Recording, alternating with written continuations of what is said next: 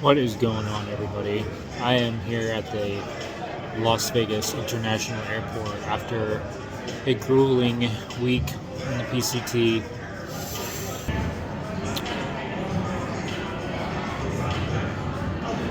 I'm very excited to be going home for a few days, question mark.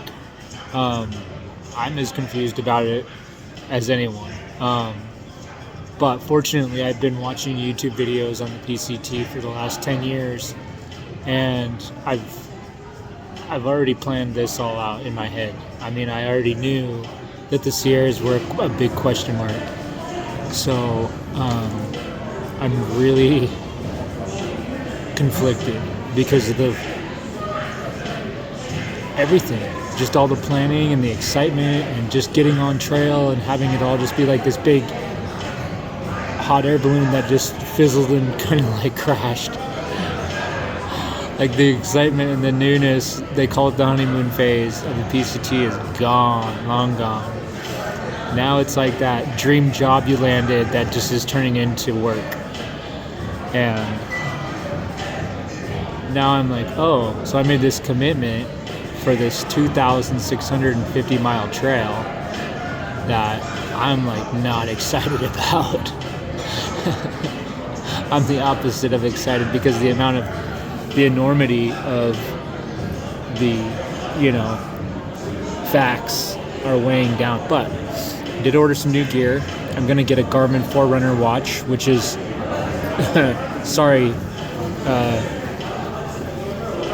Far Out app is great. The comments, the elevation, the pinpoints, all that. Great. Navigation sucks.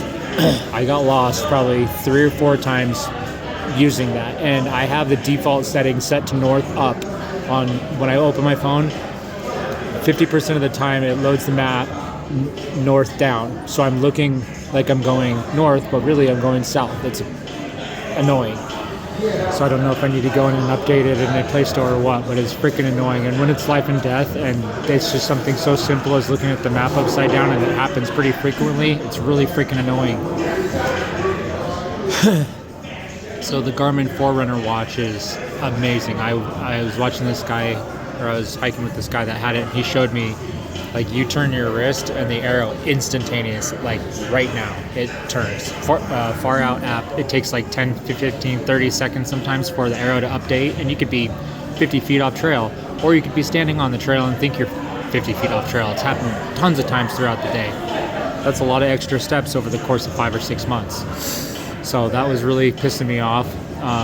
But the main piece of gear I'm excited about is my Mountain Laurel Designs Bivy. It's about 300, but it's got a Dyneema floor pan. It's waterproof. It's a human burrito sack. It's got a mesh dome net hood. You put your bag inside of it, and it's cowboy. It's glorified. It's snobby cowboy camping. I've never seen those. I didn't know they existed. But what you do is you pair that with a tarp. So if it rains, you're kind of out of the rain. But a tarp is the lightest thing you can get next to a bivy, next to a tent. So if you pair a ultralight tarp, single trekking pole, like a hyperlight tent, I saw those and I just absolutely loved them. But I think the best tent for the PCT that I've seen, or certain sections of the PC, like Scissors, Julian, like the very beginning of the trail, I would say would be like a Big Agnes, freestanding. They're narrow, you can set them up anywhere, which is a lot of the PCT. You need a narrow, I've seen guys, sleeping on the side of a hillside that's not a cliff, but it's a hill. And there's just carved out spots that are like 3 feet wide, like 6 feet long. And that's the only spot you can find unless you want to hike another hour and a half, 2 hours in the dark. So, it happens all the time. There's a lot of the PCT is hilly, and there's just, you have to have a narrow tent. With the Durston, you can't do that. You have to cowboy camp. So, tents are, I don't know if subjective is the word, but they're not, tent, what's the purpose of a tent? If a bear wants to eat your face when you're sleeping, he's going to walk through that tent wall. I mean, that's why sanitation is so key. You don't want to eat in your tent. I mean, I drink cocoa and stuff in my tent, but I mean, I've made mashed potatoes like a handful of times.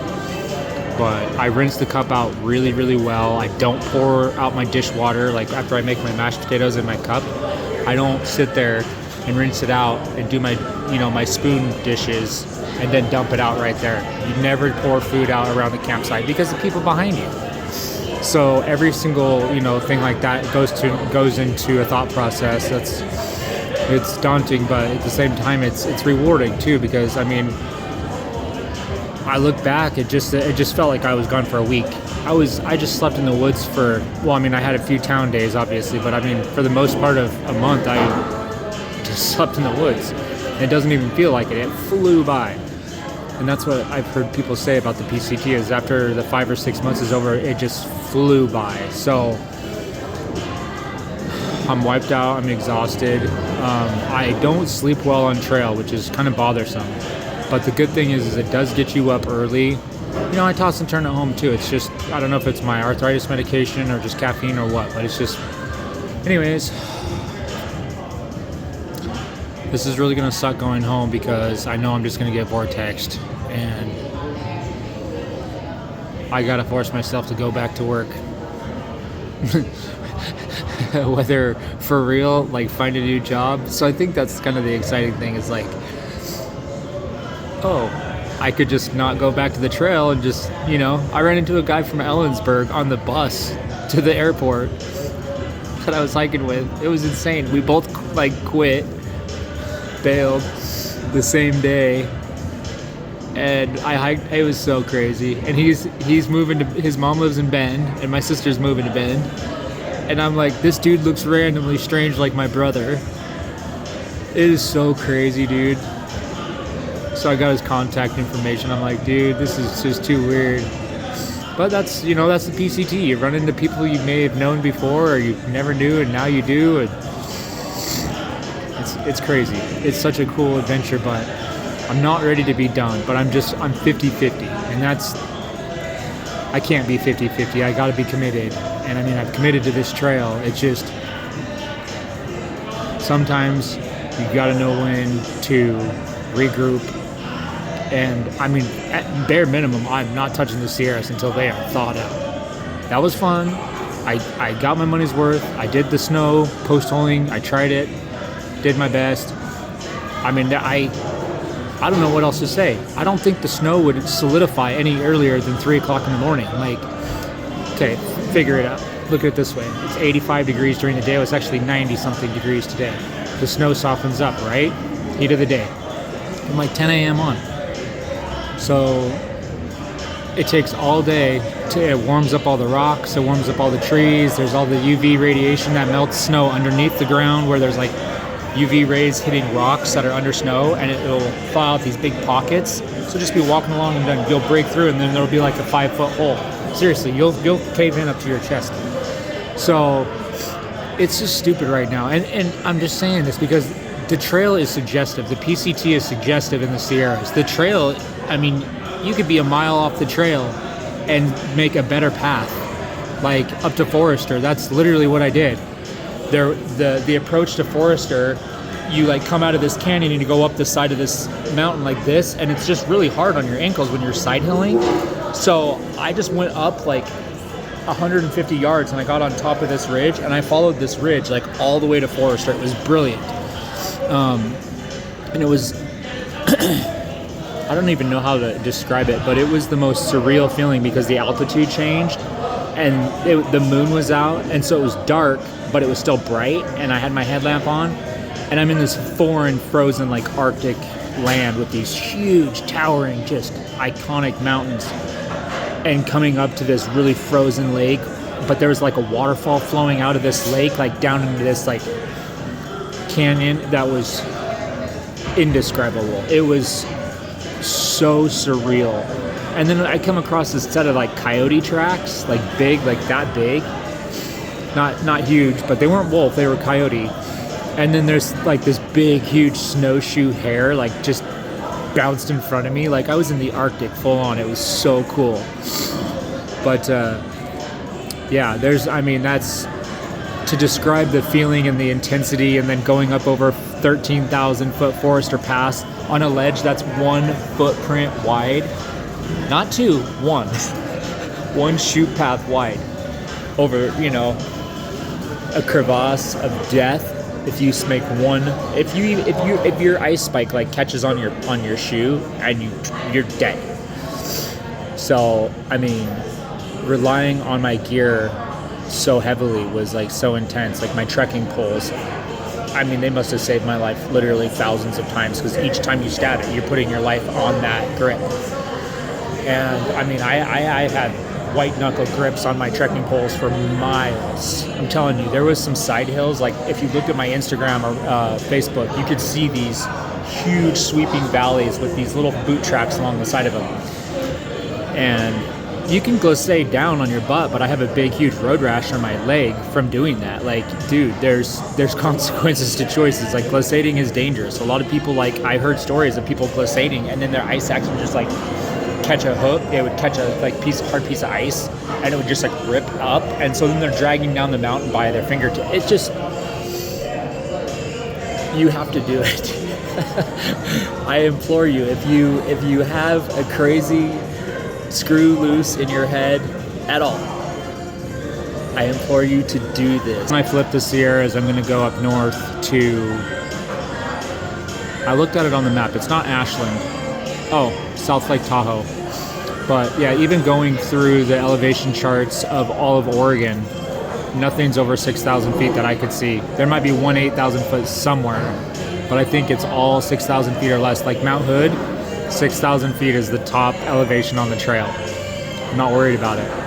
And I believe that side of the trail is a south-facing slope, so you just have to worry about raging rivers. That's gonna suck. But I heard some weather reports on the California snowmelt, or the Washington snowmelt. It's not unprecedented, but they said it's an abnormally fast thaw this year. So rapidly changing conditions, hard snow at night, which doesn't harden until like all the way through the night. So like I'm saying, you can't just like night hike from like midnight to like 10 o'clock in the morning. It doesn't work like that. The snow needs all night to harden. And I was watching Ned Tibbetts' channel, and he says after the nighttime low stops being like 28, 27, that's it. There's no hard nighttime freeze. So that's it. You can't walk on top of the snow. It's called the secret season, and the secret season is almost over. So there's no more night freezing where the snow hardens. It just post hole city all day long. So it doesn't matter how early you get up. So at that point in time, you flip. You go up north, or you go Sobo, or you go to Jamaica, or you go do something else. You go back to work. I was on the bus this morning with a kid coming out here. He's like, I have to go back to work in Minnesota. Nothing's, it's all just kind of a dream on a whim and a hope and a prayer and a who knows. So I really miss work, believe it or not. I love what I do, and I get a lot of satisfaction out of my job. I just needed a break from that too. So I don't know what I want to do. I don't know if I want to just do the PCT in sections or what, but we'll see. So love you all.